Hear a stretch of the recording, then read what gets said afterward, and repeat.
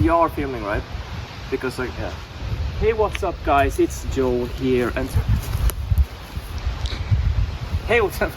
I can't do it.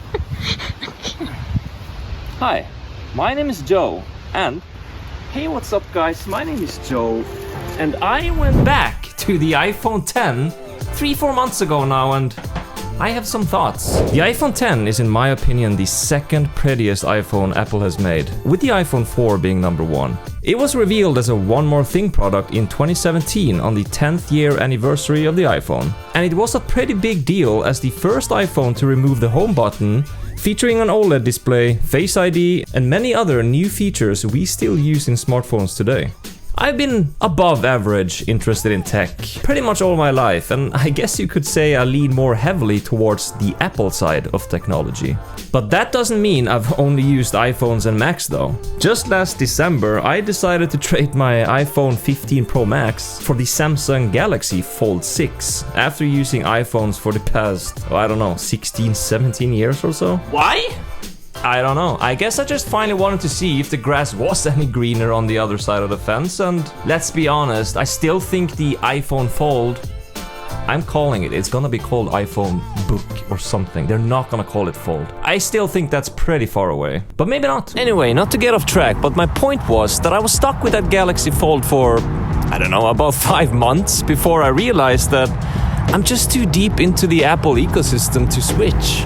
And honestly, I don't want to either. When Apple unveiled the iPhone 10 at the annual September event in 2017, they had just announced the iPhone 8 minutes before. This phone was pretty much identical to the iPhone 7, apart from an all-glass back to enable wireless charging, a first for iPhones.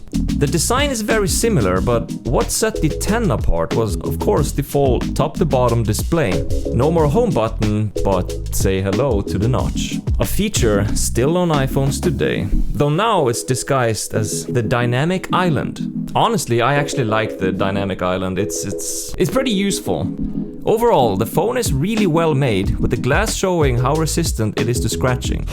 I've never used a case on this phone, and at one point I even dropped it in the ocean while fishing in salt water. It was submerged under about 4 to 5 meters, that's 15 feet, for a good half an hour, maybe even to an hour, before I fished it back up. 0 issues. On the left side you have volume up and down and the mute switch. I do miss that sometimes. At the top, it's all sleek as they move the sleep-wake button to the right side of the phone, starting with the iPhone 6, I believe, next to the SIM tray. And at the bottom, you have a second speaker, microphone, and the good old lightning port. I do not miss that. The display itself is a 5.8-inch 2436 by 1125 pixels OLED display. The first OLED ever in an iPhone, and I gotta say, it still holds up very well today.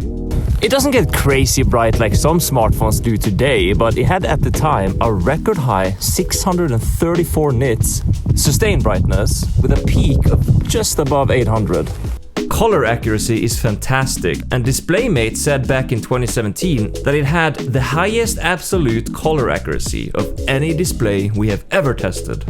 It's also HDR and was the first iPhone alongside iPhone 8 to support True Tone. Does anyone even use True Tone? Overall, it was an amazing display at the time, and to put it this way, I've had no issues using this day to day. If we flip the phone around, we see what was at the time called a massive camera bump. Oh, sweet summer child, you have no idea.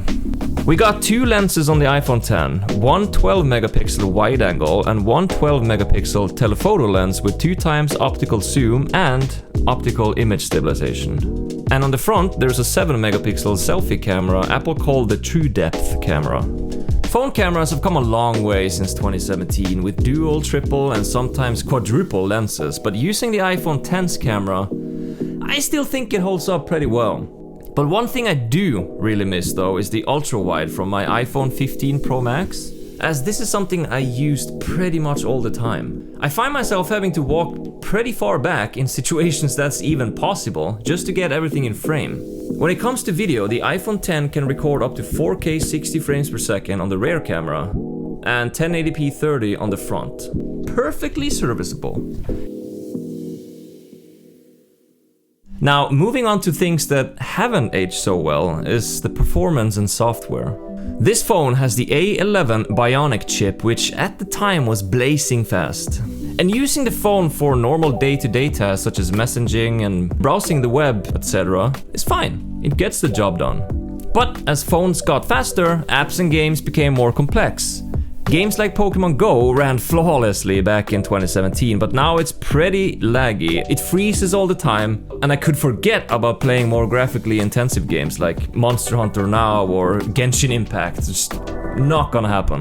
Another problem is the software. The latest iOS this phone support is 16.7, and as you might know, we are now on technically iOS 19, but they changed the naming scheme to follow the year, so it still doesn't follow the year, but it's now called iOS 26. So we are 3 updates ahead of this phone, which is pretty substantial, especially when it comes to Apple.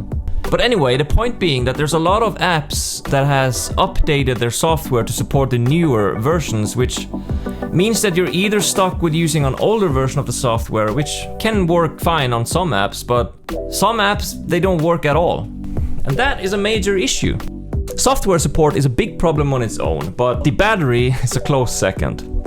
This is an 8-year-old phone, so obviously the battery is not holding the same charge as it used to when it was new. In fact, it says the health is on 74%, which I know for a fact it said the same thing 3 to 4 years ago. From full charge to 0% is about an hour with normal use, so it clearly needs a new battery. But that's when we start getting into the conclusion of this video. This phone broke a lot of records when it came out, one of them being price. It was the first iPhone to break $1,000 and way more over here in Scandinavia. You can obviously get this phone pretty cheap nowadays, with listings as low as a few $100, but is it worth it? No. Even for $100, it's just too outdated in the ways where it really matters. Software support is just gonna get worse. I haven't even mentioned security. So even if the rest of the phone holds up pretty well, like the design and the cameras, you're just way better off getting a refurbished iPhone 12 or 13 if you're on a tight budget, as at least those will have updates for another 2 or 3 more years. As for me though, I think it's time to say goodbye and let this one finally get some rest after 8 years. If you like this extremely short mini review, please give the video a thumbs up and subscribe if you want. And I hope to see you here next time.